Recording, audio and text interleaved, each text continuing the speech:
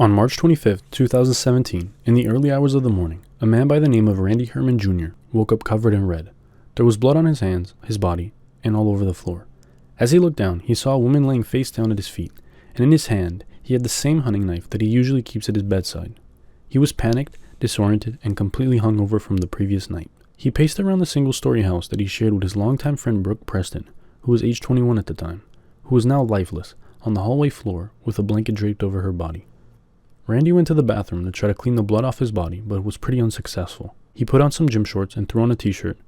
He grabbed Brooke's car keys and took off in her car. He didn't know where he was going, but he didn't want to be anywhere near that house.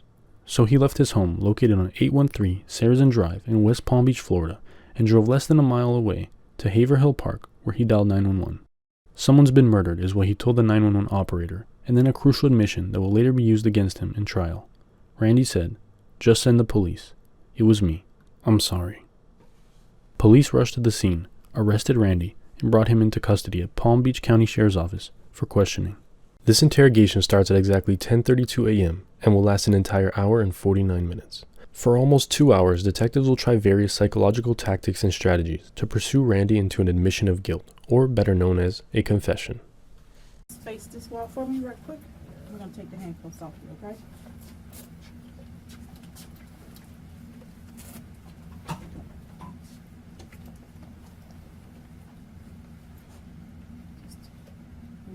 Just a little bit. That's fine. You're fine. Already. Okay. Okay. Yeah, he already gave me. We'll go down. But. Okay. Okay. All right. You can turn around, Randy. I'll have to stand up. Face the wall. You're good. Let me give you something to change into here. So.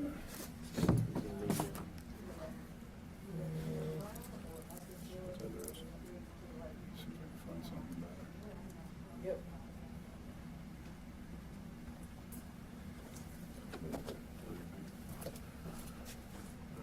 An important thing to notice when it comes to guilty body language is a suspect's eyes. Very often, a person who's acted against their own convictions and values will have a hard time making eye contact. They will most likely look elsewhere, always with their eyes down. Randy is presented with a brand new, blood-free wardrobe and still prefers to stare at the ground. His eyes and head also remain unmoved as the detective leaves the room. Randy, Erling's going to take a couple pictures of you, okay?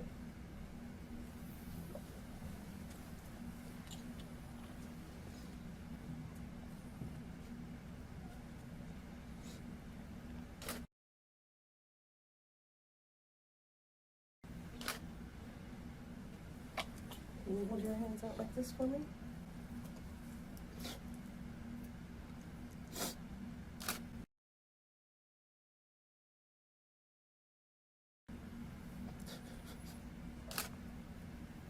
And flip them upside down.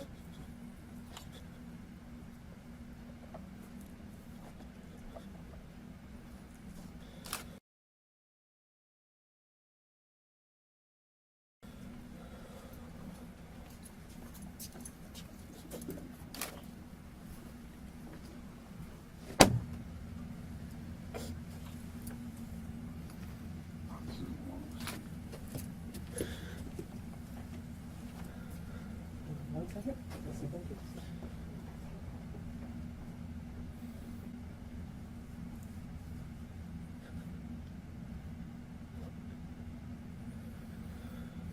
For the next 10 minutes, more photos are taken and he gets into some new clothes.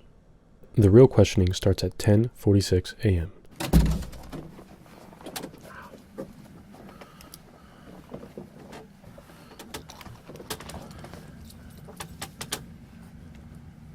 Randy, all I got was Randy. What's your last name? Herman? Okay.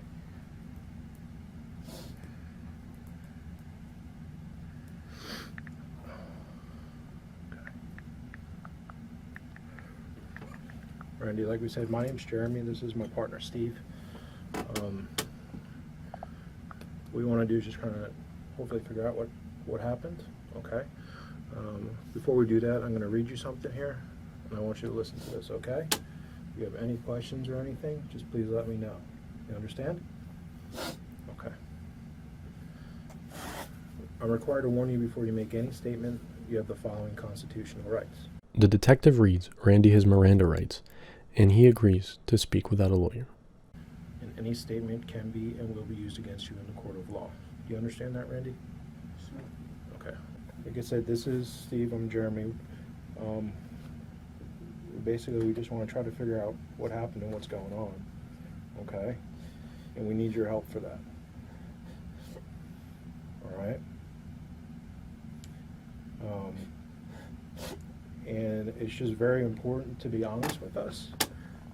It's very important to get the truth out, okay? Because the truth is basically which will help everybody, okay? That's all we ever ask for. The detectives have been extremely nice to Randy so far, despite the severity of his crime. Initially, they both have a pretty relaxed posture and tone of voice. They want to appear as friendly and understanding as possible so that Randy reveals more crucial information. Because, you know, sometimes things happen, things get out of control or whatever, but we need your help to figure out what happened, okay? So Randy, I can tell that you're remorseful. What we need to know, who's Brooke? Huh?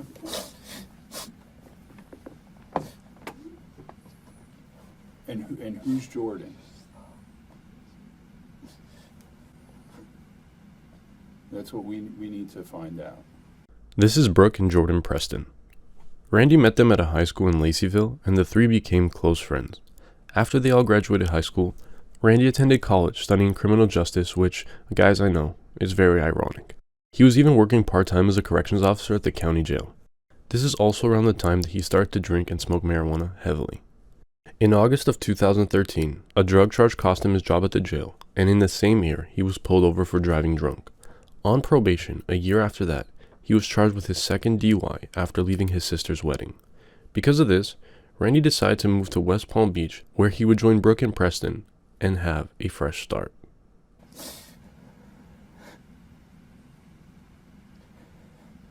Now, are they friends, girlfriends, wife?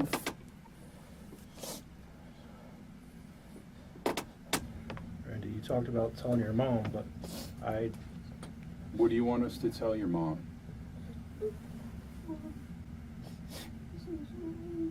Okay. What's mom's number? Do you want to talk to mom?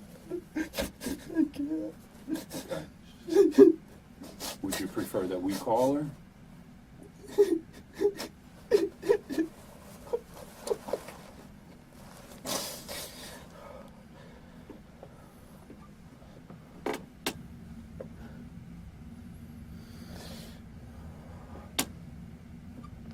It's important to notice that the detectives have leaned forward and changed their sitting position since the beginning into something less friendly and more confrontational. The door of the room is here. The detectives are using this technique to psychologically hint to Randy that if he wants to leave, he must go through them first, and the only way to do that is by answering their questions. Let me ask you an easy question. Who did you have the incident with? Is it Jordan, Brooke? Brooke. Okay, it's Brooke. Okay. And Jordan, did she leave state? Is Brooke alive? Well, right now, they're back at the scene.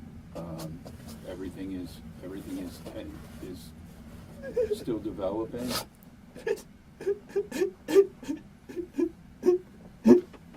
So we're trying to find out exactly what transpired. Notice how the detective doesn't firmly say that she is no longer alive. That's because he doesn't want to discourage Randy from giving up crucial information about what happened. However, because he was caught off guard by Randy's question, even the detective stutters in his response, which makes it seem untrue and unlikely even to Randy. I'm sorry. And we know that. And listen, that's obvious. We know that you're sorry for it. If you weren't, you wouldn't have dialed 911. We know that you're remorseful. Like I said, we need to get in touch with Brooke's family. No. We need to let them know that she's injured. Don't Jordan, I'm sorry. So sorry. Where were you guys working? Were you working at all? Okay. Now, why do you think Randy's not working? Maybe he got fired. Or maybe he's back in school. Maybe he's just looking for a new job. No, those are all wrong answers. This is where the story gets kind of strange. Randy is living off of a $25,000 inheritance from his father. Randy's parents were divorced, and he was raised by his mom. That's also probably the reason that he cries every single time the detectives do so much as just mention her. He's clearly very attached. On the other hand, however, his father was out of the picture for the most part. The most Randy would get out of his dad was a phone call every so often, and his father would clearly be drunk every single time. About a year after Randy was released for his DUI back in 2014, his father, Randy Herman Sr., who was age 53 at the time, was accused of killing his 50-year-old girlfriend, Gail Monahan, in Hanover Township, Pennsylvania. After being on the run for 2 months, law enforcement officers closed on him in Alabama, where Herman Sr. was found dead in his truck to a self-inflicted gun wound. Can somebody in the comments please tell me that I'm not the only one seeing a pattern here? I guess the apple doesn't really fall far from the tree after all. Were you guys ever romantically involved? No? We're like my sisters. Okay. I don't know what I did. Okay. How was your relationship with her? I don't know what Okay. Let me ask you, do you see a doctor for anything? Currently taking any medications or anything? No? Okay. Were you guys partying at all last night? Doing, drank a little. okay. What were you drinking, do you remember? Yeah. Okay.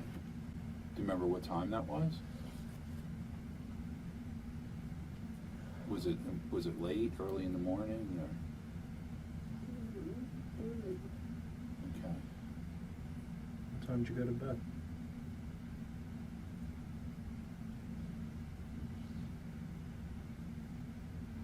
Just came to say goodbye. When was she heading back to Pennsylvania? This morning. Okay.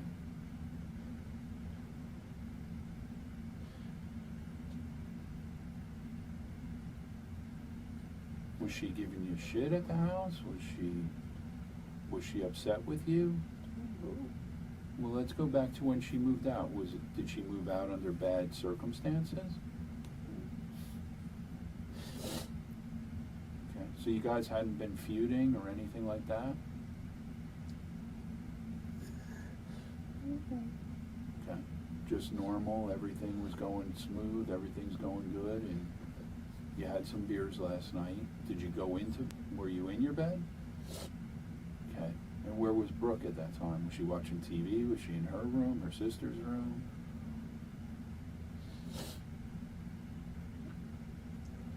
Okay.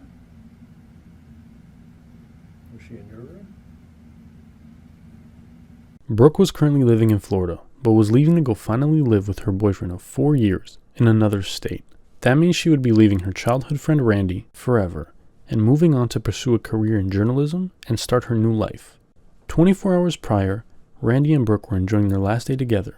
They went to the beach, where he took the last known photo of Brooke, and then later went back to their home to drink some beers and celebrate together for the last time. As the night went on, it is believed that Randy started to become annoying and was bothering Brooke, so she called her friend Kyle to come pick her up, and she slept over at his house. The next morning is when she went back to her home, where Randy was just waking up, hungover from the previous night. Let me ask you a question. How'd you cut your hand? Okay. What about the scratches and stuff on you? You don't know? Have you ever had any episodes before where you didn't remember, where you maybe were drinking and didn't remember?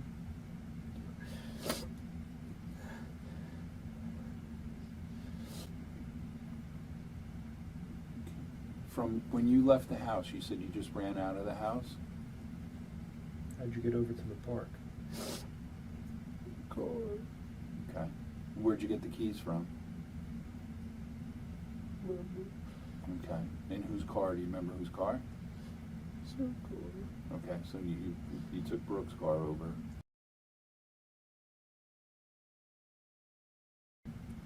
Okay, and you had your cell phone with you?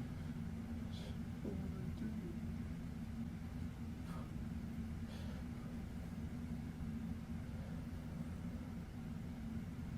Okay.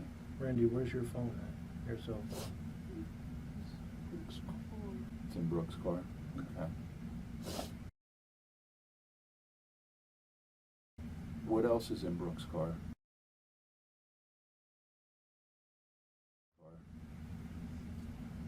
Just took it to run. I just had to get out of there. I didn't know what I did. Okay. Sad for a What do you think that might have happened?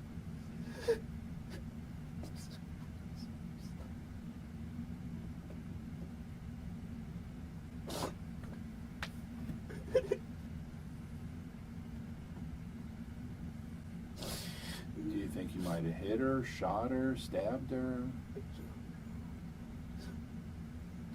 Okay. Some water.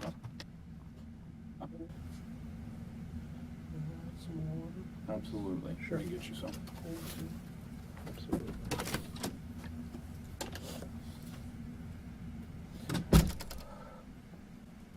It's all right, Randy. We'll figure it out. Sorry. Listen. Listen, man. We'll figure it out. Okay? No, absolutely not. You're not a bad person. Okay? I don't think that about you at all. All right? The detectives used this opportunity to implement the Reed technique, which is more commonly known as good cop, bad cop. The detective in the dark pants leans in and tries to be as friendly and understanding as possible to get Randy to reveal more information, whilst the detective in the white pants walks in to give him some water and leaves shortly after. The detectives hope that this one-on-one interaction with the good cop will motivate Randy to give up more information. Randy. Look, you're not a bad person, okay? Sometimes things happen. We're human beings, okay? Human beings are made with flaws, all right? Everybody has flaws. I've got them. Steve's got them. Everybody does, okay? I know you're sorry. Randy, we need to figure out what happened, man. All right? I need you to help me. I don't know. Okay. How old are you, Randy? 24. Okay. Meet her when you're a teenager type thing? School. High school? Okay. What town did you guys grow up in? Wailusing. What's it called? Wailusing. Vilusing? Wailusing. Oh, Wailusing. Where is it? I've never heard of that. Little small town? Okay. So you guys grew up in a small town of Wailusing. You decided to move down to the big city of Florida, South Florida. Opportunity, sun, no snow. Right? There's probably still snow up there. Nope. So you got to move back. What is it? Wait, no, it's happened, right? Randy, what happened to your hand? Okay. You cut it?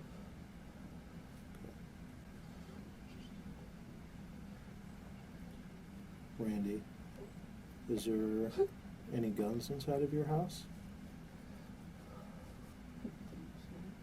Do you have any guns? No. You want some more water? Okay. You said you cut your hand. Randy, you right-handed or left-handed? You're left-handed. Okay.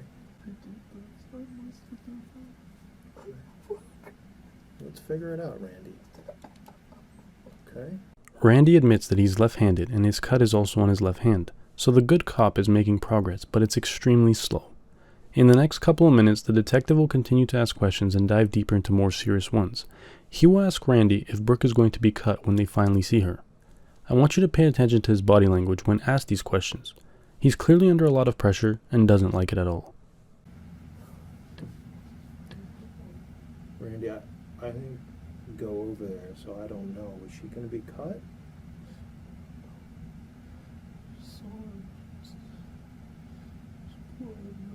Okay, you saw the blood and you ran. Is Brooke going to be cut? Huh?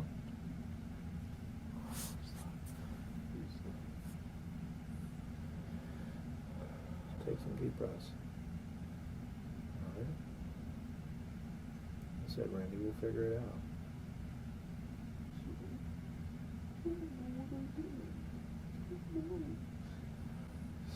Randy, it seems like you had some feelings for Brooke. No? Okay. Okay. I'm trying to figure it out, Randy.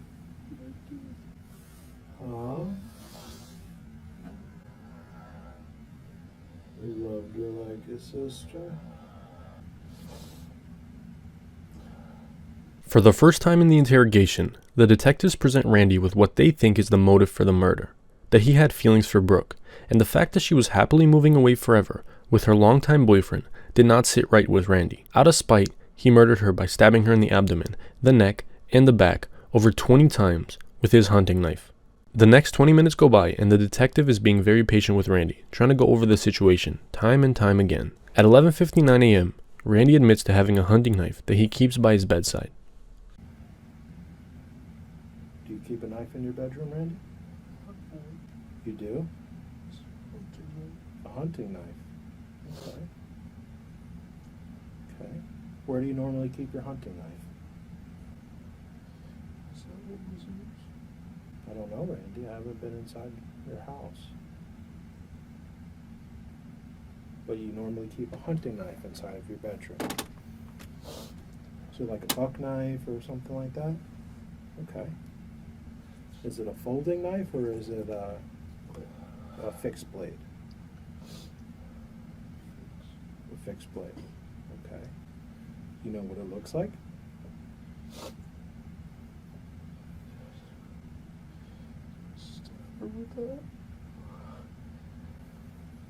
Tell me what your hunting knife looks like, Randy.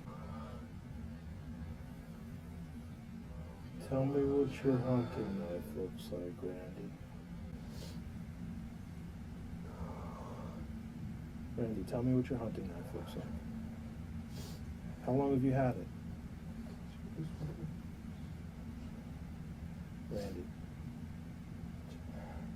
You're doing great, Randy. Okay?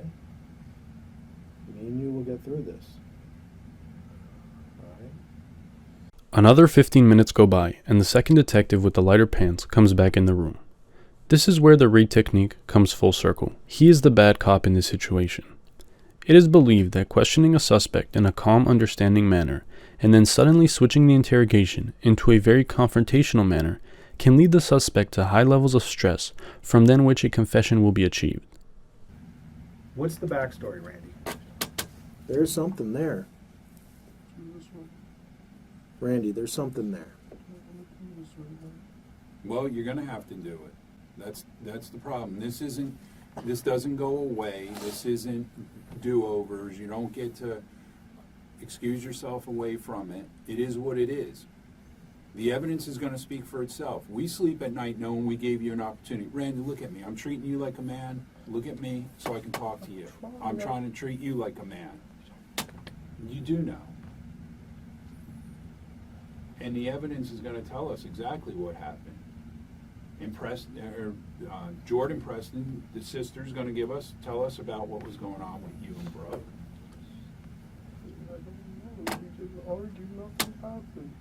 I don't know. You just lost it and went after her. I don't know.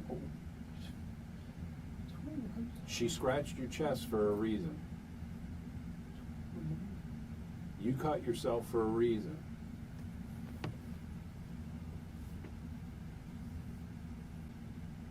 Everything is fine. You don't end up calling 911 and saying that there's been a murder. Okay? So it's not fine, Randy. Everything's not fine. But it can be explained. Randy, it can be explained. You have to. This is your time to explain it, Randy. We've got to figure this out. All right? The detective is about to mention self-defense to Randy and give him that option. Interrogators usually do this because they want to give the suspect a logical explanation to what they've done. If done properly, the suspect is able to psychologically justify what he did by saying it was self-defense, and this usually leads the suspect to over-explain what happened, whether he be telling lies or the truth. Randy, how did you get scratched? There's some sort of Okay. fluid right now. Did she attack you? Randy?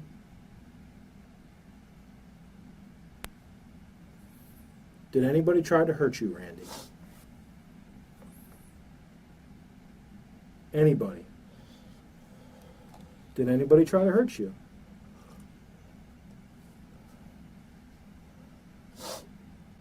But you can do it. You can help me through. You can help yourself through. Randy, come on. No, yes, you can. You can do this. I need a lawyer. Can you call my mom and just tell her it's all. What was that? I'm sorry. I can't do this right now. All right. I'm really sorry. Stay there.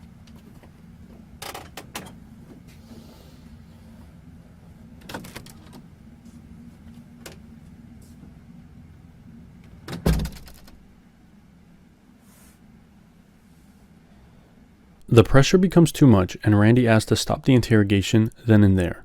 He is charged and booked for first-degree murder and stays awaiting trial. In the meantime, his mom is aware of the situation and manages to convince Randy's lawyers that Randy has had a sleepwalking issue in the past and this was just another episode. The problem with that is that Randy recalled every single thing about the morning up until he stabbed Brooke 20 times, and then he even remembered everything after, like taking her car, driving to the park, and dialing 911. On May 8th, 2019, Randy was convicted for first-degree murder and sentenced to life without the possibility of parole. If you enjoyed this video, please consider leaving a like and subscribing. Also, comment down below if there's anything you think I should improve for my future videos. Anyways, once again, I appreciate it, and see you next week.